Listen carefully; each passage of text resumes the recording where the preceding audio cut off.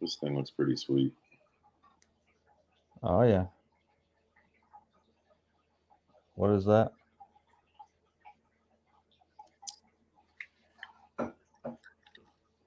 Even.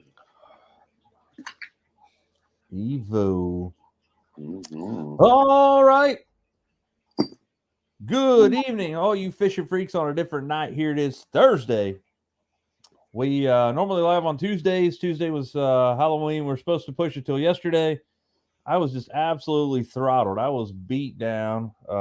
JR had some stuff going on, so we made the executive decision to try to do it on Thursday to try to see what we could get going on with people there. But here, just a second, right after this short intro, we're going to get into it. We're going to have a fast paced 20-minute show this evening, talking about a new trip that I have coming up and a few baits that JR wants to show you. Let's get after it. Gotta get your way up in a cast and set the hook on smallmouth bass, and then you'll understand. Gotta get your hands on a Shimano reel and a G-Loomis right. I bet you like what you feel. Step on the deck and give it a whirl. Hello, welcome to my world. All right. Thursday. All you fishing freaks out there, I'm Tyler. JR. Here talking a little fishing for you guys. Quick, fast, and a hurry. Again, we decided to throw it down on Thursday for you guys. We're going to do a quick 20-minute show talking about a trip that I have coming up, talking about a video that I just made and released last week, or actually yesterday. And Jared has some baits to show you. So let's go ahead and get started with those baits. So this is the brand spanking new Chatterbait Elite Evo. So I love a chatterbait, and me and Tyler just went down to Lake X, formerly at Lake X, and fished it, which is a big grass lake. And chatterbaits are kind of key, so we've got this beautiful new Chatterbait Elite here.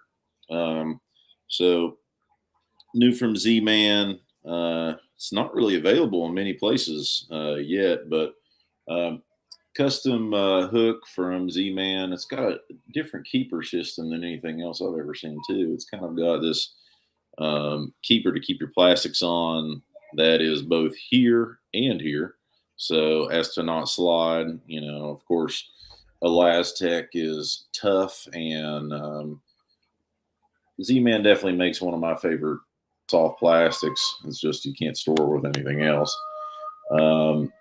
Stephen Browning kind of designed this. Honestly, I don't think there's a better chatterbait fisherman than Stephen Browning.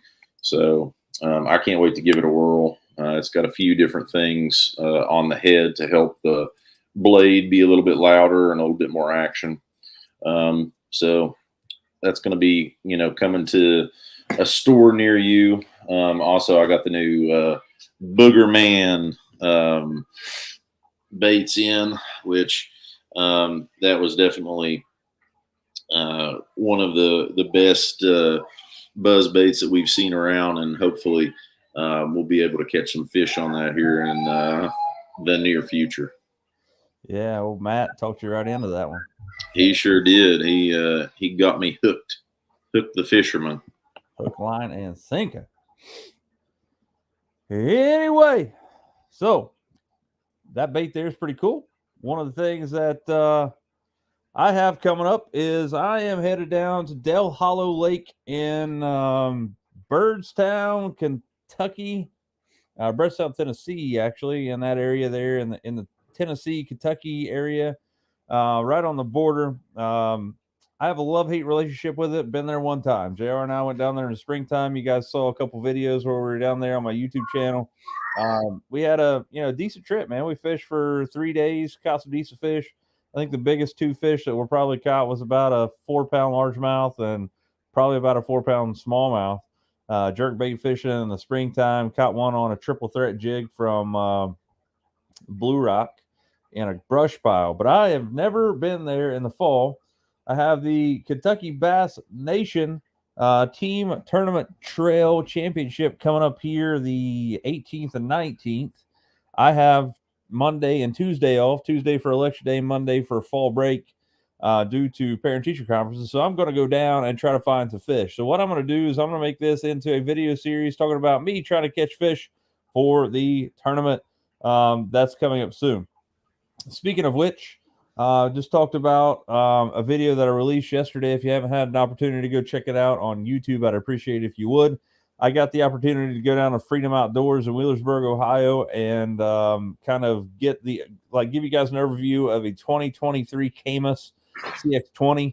I am kind of in the market for a new boat, and I'm like in this new situation where I have a boat. I like my boat. It runs well still, but it's in the opportunity now where it needs new. The electronics are good. I have two 16-inch or 15-inch Humminbird Solixes, but it needs a new trolling motor. It needs new batteries, and the motor. Let's face it, they all blow up eventually. I think it's probably got over 200 hours on it now. I'd say probably close to 250 hours. So hopefully that thing runs, for another 250 hours, but who knows, right? With a two-stroke. So I'm looking at a $30,000 upgrade, probably closer to, I would say close to 30 with a new trolling motor, new batteries, and a new power, repowering that thing is about 30 grand. So I'm looking, at potentially buying a new boat. I have worked out a deal with Scott Hale down at Freedom Outdoors for me to come down and check out all these boats in his showroom. And check out the boats that he has available down there. One of them being Camus, Ranger. He has Skeeter, Triton, and Nitro. He also has tracker boats down there as well. But I put out a video talking about the Camus CX20, which I think they've done a lot as far as fit and finish that nobody else does. I like the gas shocks on all the doors. I think the trap doors in the bilge area to get to all the live well pumps is big. There's a lot of cool things that they're doing with that Camus that I really like. So that video is out there on YouTube. If you like to check that out, I appreciate it. I do have some videos coming out very soon talking about fall baits and things. We are in that fall transition period where it gets really tough to catch fish, especially this time of year, because they are chasing bait. Unless you're live scoping and you know where the bait's at, it's really tough to catch them. Kyle and I are fishing this tournament down there in a few weeks, and we're going at this twofold. We're going to have a twofold approach to this. I'm going down this weekend without live scope, and I'm going to beat the banks up. Not really the banks. I mean, we're talking, Dale Hollow, so the banks are really weird. These fish are probably going to be staged in 20 to 30 foot of water. That seems like shallow down there to me. This lake is upwards of 70, 80, 90 foot deep in spots, so it's not like they can't get any deeper. But I'm going to go down there and I'm going to go without live scope, and I'm going to beat up areas where I think I can see them on my One Boat Network app and also on my Humminbird graphs. I was going to attempt to show you guys that today on my phone, mirrored it to the screen, and we're getting a black screen on that, so I'm going to have to work on that, and I'll show you guys that coming up. So, man, I'm jealous. I would love to go back down there. I think it's a beautiful lake. We just didn't have enough time to figure it out when we were there. Yeah, I get it. Oh, come on, Bill. I'm just going down there to donate, bud. You know how it is. But I'm going to go down and try to find a few. You know how it goes, man. It's anybody's ball game. We're going to go down there. And first off, Kyle and I made it through the wild card. We didn't even fish good enough to actually to get into the tournament. We just kind of got like that, it's like that one last golden ticket at the Willy Wonka's chocolate factory. We ended up getting it through the wild card. We fished all of them, and we had enough points to make it. So I think, if I'm not mistaken, I think there was 5 or 6 tournaments, 5 people or 5 teams were qualifying. Some people qualified twice. So there's like 25 or 30 teams that are in this championship, which is 1 out of 30 chance of making the national championship for the Bass Nation is pretty cool. Because you go there and win the national championship, man, you're in the Bassmaster Classic. That's legit. So having a 1 out of 30 chance to get to the national championship is big. So I'll take my chances on that any day. Just one fish sometimes, man. Just one fish. So who knows? We're gonna go down and find out what's going on. I got a question for some of you guys out there. JR and I were talking about going down to a lake that is called Upper Mud River here soon.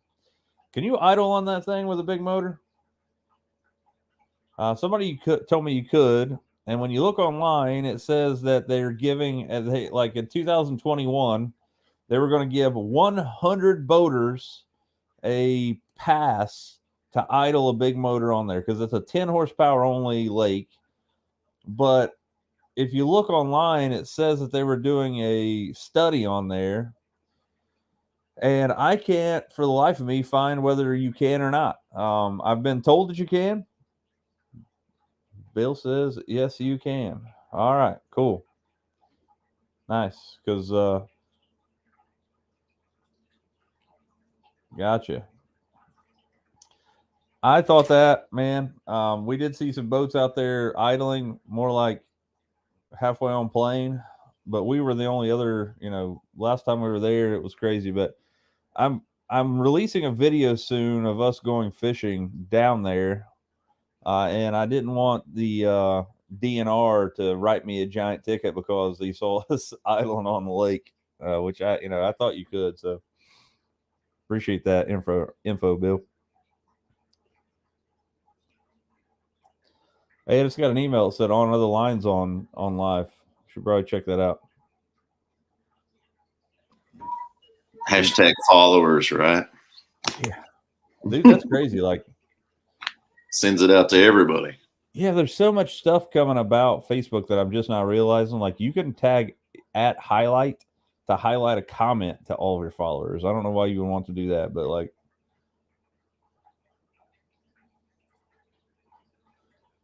yeah, man, we've been there a couple times, to be honest with you, and I'll go ahead and let the cat out of the bag. We went down there last weekend, but we didn't have a great time because of fish. But the funniest part about this whole thing is, man, is like, we were heading there and we've like tried to make this a big secret about being at Lake X, because I don't think a whole lot of people know about it, but it's kind of like Vesuvius around here. But I was literally shooting the intro going into the video, and then while I was sitting there talking, it was like, we're headed to Lake X, and then Siri comes on his phone and was like, turn left on Upper Mud River Road. I was like, dang it. It was perfect. It was perfect. What's up, Larry? It's not too great of a secret, to be honest. No, so we've caught some fish there. I hear about all these people catching hammers there, man. Like, I will tell you, if you're going to go there, the upper end of the lake is like past the dam is turning over. It is absolutely nasty up there. It looks like swamp water. If you go below the dam, like left of the marina there, the boat ramp, it was looking a lot better, and it was starting to rain and getting windy, so we left. What we catch? 6 fish? Yeah. Three apiece. I think at least 2 keepers, and one might have been a keeper. Yeah, and I caught my first frogfish of the year, which is always a good time. It is tucked away, man. It's like way out in the way out. Mm-hmm. It was fun though. What we do? I caught a fish on one of Greg Drown's spinner baits. Oh, it was trash fishing at its best, at its finest. We caught 6 fish on 6 different baits. Yep. We started throwing other baits just to see if we can make it 7. Yeah, I caught one on a tungsten little spotty from Picasso, one on Greg's spinnerbait, and I can't remember what I caught the other one on. Jig, maybe? I think it was a jig. Yeah, it was actually a hog snatcher. Hog snatcher. It was a hog snatcher from Picasso. Doubled up on the Picasso. Really? Musky? We were talking about that, man. It looks like a musky lake. Dude, it's so full of freaking hydrilla and coontail. There has to be a 10-pounder in there. There has to be. There's no doubt. It just looks so good. But there's so much cover in there, dude. Like, you would have to just pitch the right grass mat at the right time on any given day to catch it. I feel like. Yeah. Well, I got to use the Swamp Lord for the first time. I should have brought one of those on there too. The new Berkeley Swamp Lord. That's a really cool frog for sure. Swamp. Oh yeah, I forgot about that. Chris Lane designed. Chris Lane, not to be outdone by Big Fish Bobby Lane, having the old snag proof. Hey, Michael, what's up, buddy? Thanks for joining in. I'm glad you mentioned that. Tuesday was Halloween, and we were going to do it yesterday because we were going to push it. First off, we didn't do Halloween because JR has children. I was giving candy out at trick or treat. He had his children out trick or treating. He was chasing children. First off, did you get any dad tax on them? Did you get any like Reese cups and stuff out of their bags? Oh, you know it. Dad tax. So yeah, we are live on Thursdays for this week only. We're just kind of testing it out. We're right now live about 14 people. That's about average. So we're just kind of like testing the water, seeing what it is. Man, so Jonathan, excellent question. I put out a video last year on my YouTube channel talking about what happens when the water turns over. So literally, in a sense of the water turning over, there's a point where the temperature of the bottom of the lake that is actually warmer than the surface temperature, and it normally happens this time of year, in late October, mid-November, depending on the water temperature and stuff. The warmer water on the bottom actually does turn over. So I'm sure, think of like oil and water. If you put oil and water together and you shake it up, how you can see the oil rising to the top. It's the same principle with water that is turning over. So the warmer water that is on the bottom of the lake, due to the Earth's crust, you guys know if you dig like 2 or 3 feet down, 4 foot down in the Earth's crust, you have a constant temperature. It's not like super hot, super cold. That's where geothermal heating and cooling comes from. But it's the same deal. So it has that water down there is normally cooler in the summer months because the sun is beating down on the top surface, top half surface of the lake. And as you go down, the light doesn't penetrate as far, so it doesn't warm all that water up. So it stays cooler in the summertime. But as the water on top of the top half of the water starts cooling down due to colder air temperatures, wind, stuff like that, the warmer water on the bottom of the lake turns over. Well, what happens is it brings all that nasty sediment and stuff from the bottom of the lake, leaves and all that muck and gunk and stuff. So it also makes the water really black and kind of weird looking. But the biggest thing that you have to understand is when that happens, it also depletes the oxygen level a ton. So the best advice I could give you, man, is try to find water on that lake that's not turning over. As we were just talking about a second ago, we were at a lake this past weekend that one half of the lake was turning over and it was nasty. We did catch fish there. I think the key is slowing doing, minimum, or like, I guess, minimizing your approach as far as like how big the lures you're throwing, like shrink your stuff, throw finesse jigs, stuff like the triple threat jig or the little spotty from Picasso, something like that. But another thing is that you have to understand, my biggest thing when I start fishing water that's turning over, I have to tell myself that the water clarity sucks, for one, but two, the oxygen level is less. So fish are literally, sometimes, like, for lack of a better term, gasping for air. So a lot of times they'll move away from that. They're looking for the oxygen. I did see something really cool the other day that I never really thought about. And the thermocline in the water is where that cold and warm water meet. There's obviously, a line there. It's usually in the summertime, it's usually about 15 to 20 foot. So the colder water below that and the warmer water above that line. When I was looking, I can't remember who, Jimmy Houston, I think, was on his TikTok, to be honest with you. I don't know if he does his own TikTok or he's probably got a media specialist, I'd say. But he said the other day that fish stay above the thermocline. And it didn't make sense to me, but he claims that's where all the oxygen's at. I don't know. Very good advice there. The fish that we did catch the other day in the water that was turning over, they were shallow and they were around structure. I caught one on a spinner bait in probably less than a foot of water on a big giant stump. Didn't even know he was there. The water was so black. 4-pounder. What is it? Here, 4-pounder. 4-pounder.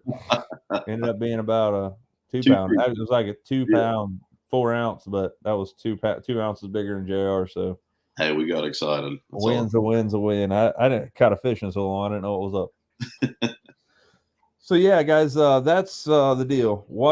The water turns over, water clarity gets worse, oxygen level gets worse, and I assume the fish move shallow to I would imagine that shallower water is going to have most of the oxygen in it because it's going to have more surface area if you think about it to have air, which is I think obviously just like anything else, oxygen is something needed by most things, I think, especially mammals.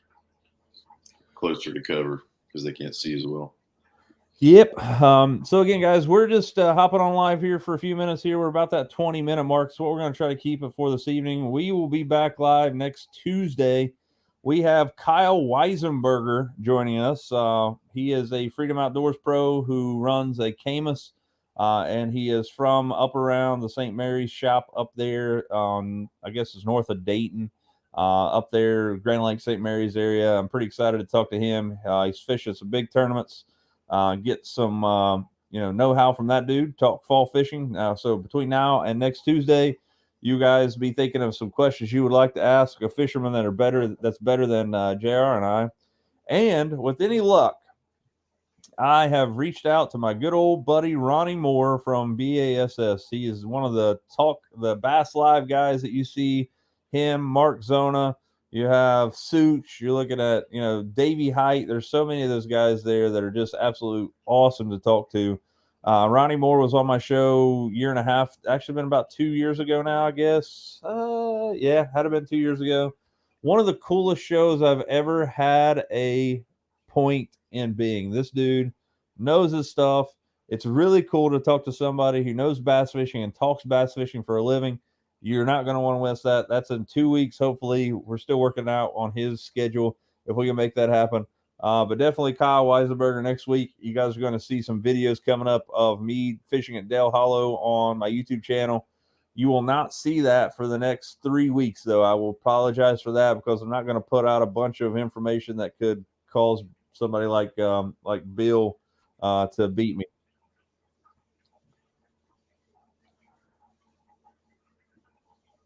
Apex Fishing in the house. What's up, buddy? Mark Hickey. Andrew Six. What's up, buddy? What's up, man?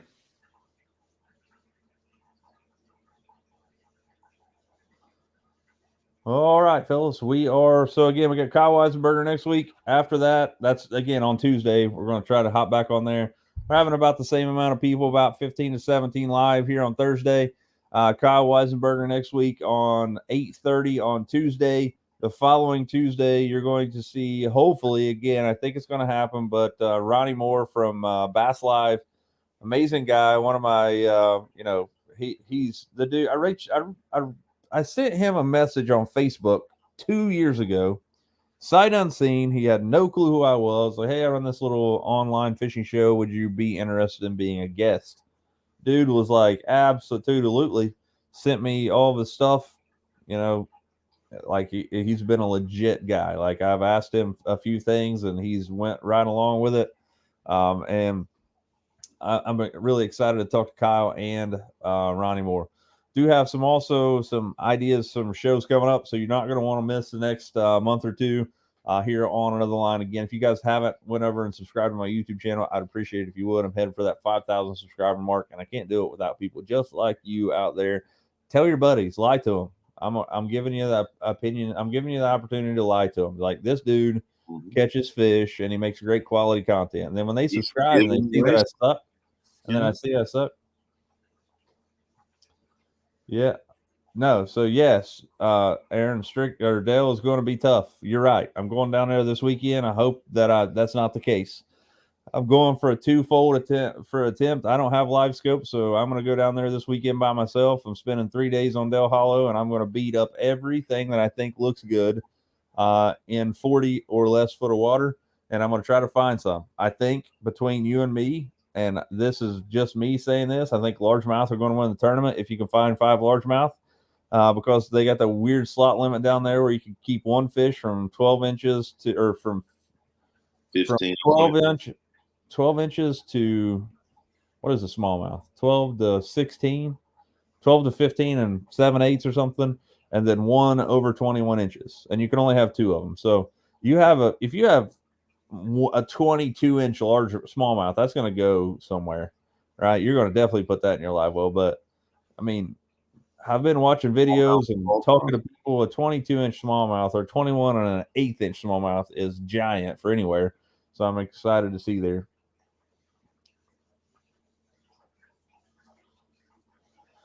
Yeah, so I don't know. We'll have to see. I think I'm going to go down again. We got 3 days to fish. Kyle's going down the weekend after that, and then we get the tournament the following weekend. So we're going to go down and sore-mouth the heck out of them.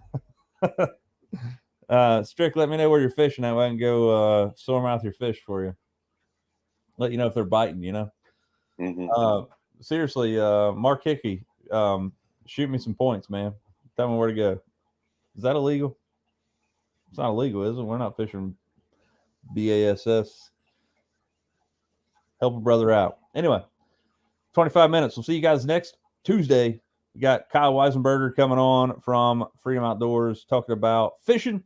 Obviously, we might talk about his Camus that he ran this past year, but more about fishing than boats because we like to fish here. Boats are expensive. So if you guys can, you guys know the routine. If you can, get out there and lean on them.